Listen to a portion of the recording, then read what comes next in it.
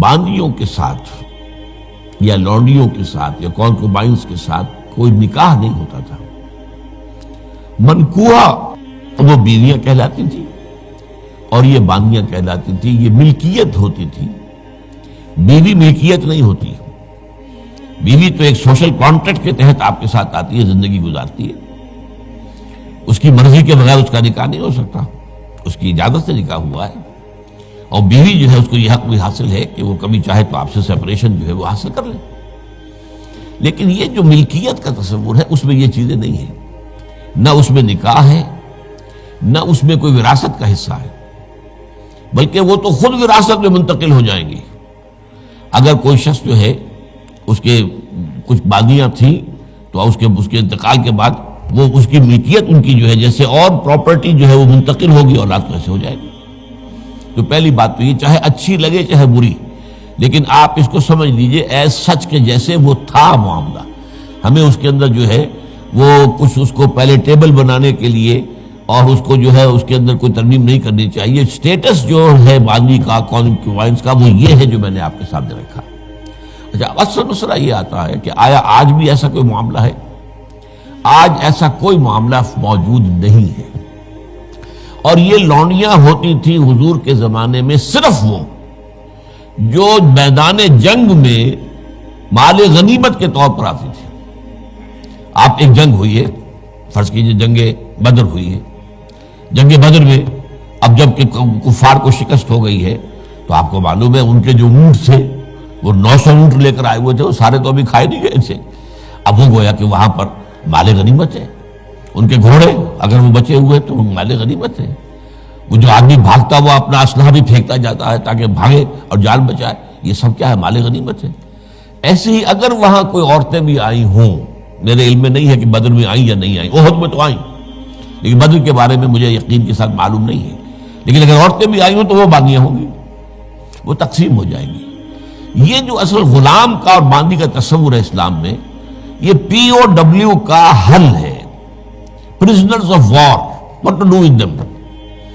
یا تو اب آپ جو ہے بڑے بڑے جو ہے کنسنٹریشن کیمپس قائم کر دیجئے, ان میں پڑے سڑ رہے ہیں, وہ سب کے سب جو ہے کنسنٹریشن کیمپس کے اندر ہوتے.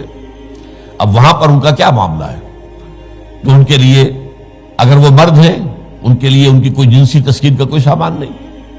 اگر عورتیں ہیں ان کی جنسی تسکین پر تقاضے کا کوئی سامان نہیں. ہاں, کھانے پینے کو تو ظاہر بات ہے کچھ نہ کچھ راشن واشن جو ہے وہ تو جو بھی دنیا میں POWs کا معاملہ ہوتا ہے کھانے پینے کو دیا جاتا ہے. اسلام نے یہ کیا ہے کہ بجائے اس کے کہ POWs جو ہیں وہ اسلامی بیت المال پر بوجھ بن جائے, انہیں ایبزارب کرو معاشرے کے اندر, انہیں تقسیم کر دو لوگوں کے اندر, اور ان کی حیثیت غلام کی اور باندی کی ہوگی. انہیں آپ کو کھلائیں بھی وہ, حضور فرماتے ہیں جو خود کھاتے وہ کھلائیں, جو خود پہنتے ہو وہ پہناؤ, اچھے سے اچھا سلوک کرو. پھر ان کی ایمینسیپیشن کا ایک سلسلہ شروع کر دیا گیا. فلاں اگر تم سے گناہ ہو گیا ہے تو کفارہ یہ ہے یہ غلام آزاد کر دو.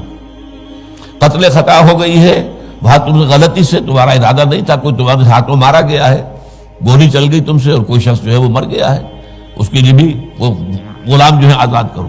گناہوں کے کفارے میں غلاموں کو آزاد کرنا, پھر غلاموں کو آزاد کرنے کی تلقین, نصیحت, پرسویشن, یہ نیکی کا بہت بڑا کام ہے. غلام کو آزاد کرو.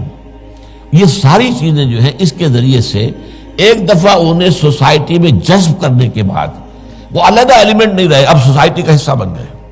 وہ ایک گھر کے اندر ہے, وہاں رہتے ہیں, ان کے ساتھ جو ہے ان کے مالک ہیں, اور اسی طریقے سے ان کو رفتہ رفتہ ان کی ایمینسیپیشن کا بندوبست کیا اسلام نے. اور اس میں آپ کو معلوم ہونا چاہیے اس درجے ایمینسیپیشن ہوئی ہے کہ ایک وقت ایسا تھا عالم اسلام میں ساری حکومتیں غلاموں کی تھیں. مڈل ایسٹ میں ممالک کی حکومت, مملوک کہتے ہیں اس کو کہ جو کسی کی ملکیت ہے, غلام ہے. ممالک بڑے بادشاہ ہوئے. ہندوستان میں جو دہلی میں پہلی حکومت قائم ہوئی ہے وہ کون تھے؟ خاندان غلامہ, قطب الدین ایبک اور یہ بلبن, ایسے ایسے شاندار, اور جو ہے اور یہ التتمش, یہ کون تھے؟ غلام تھے. ہمارے بڑے بڑے دین کے علماء ائمہ غلام, چنانچہ بڑے علماء اساتذہ غلاموں میں سے. تو اسلام نے یہ راستہ اختیار کیا ہے. البتہ آخری سوال کا یہ ہے جو میرے اپنے ذہن میں ہے کہ اسلام نے اس انسٹیٹیوشن کو فائنلی ایبروگیٹ کیوں نہیں کیا.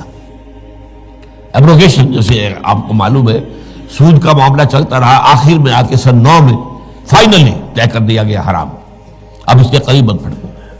اس کی حکمت میرے نزدیک یہ ہے کہ یہ خالص اسلامی جہاد ہونا ہے قیامت سے قبل ایک مرتبہ بہت بڑے پیمانے پر، جس کو کہا گیا ملاحم، اور جس پر پورے باب جو ہیں وہ احادیث کی کتابوں میں ہے. اس وقت میں سمجھتا ہوں کہ ضرورت پیش آئے گی اس انسٹیٹیوشن کو انووک کرنے کی کہ اس وقت پرزنرز آف وار کا معاملہ اس طور سے ڈیل کیا جائے. لیکن اس وقت تک کسی آزاد انسان کو پکڑ کر غلام بنا لینا بہت بڑا گناہ ہے، ناقابل معافی گناہ ہے، کسی کو حق حاصل نہیں.